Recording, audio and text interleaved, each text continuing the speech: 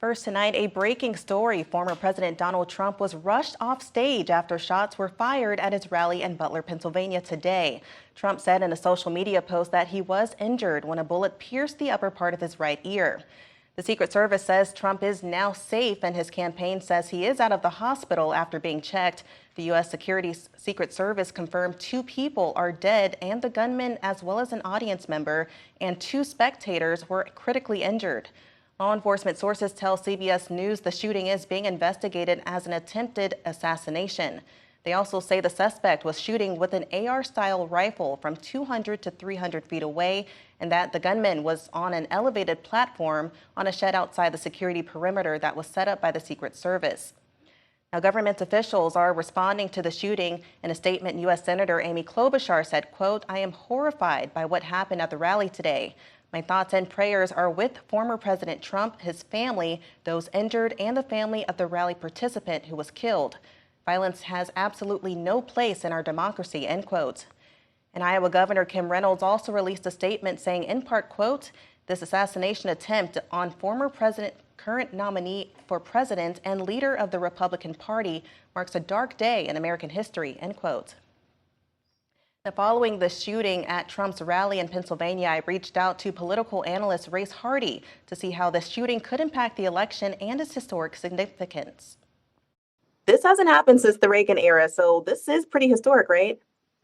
No doubt. 1981 was when the attempted assassination attempt that at that time President Reagan suffered, and now former President Trump was the victim of an attempted assassination. A fear tactic reaching a rare level of severity, according to political analyst Race Hardy.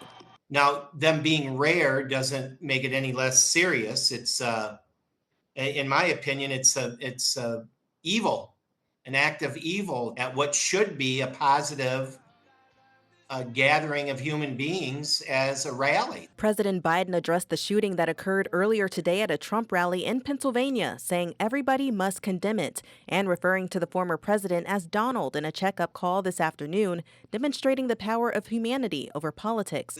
The man has 50 years of a record of being able to, when it needs to happen, to set aside politics and to reach out in a personal way. But as we look ahead to the campaign trail, questions arise as to if there may be any backing off of rallies. Neither of these candidates is going to back down. But do you feel like this will have any sort of impact on the effectiveness of either of their campaign trails? 2 things are going to change immediately. I think drone surveillance is going to be at the forefront of the discussion.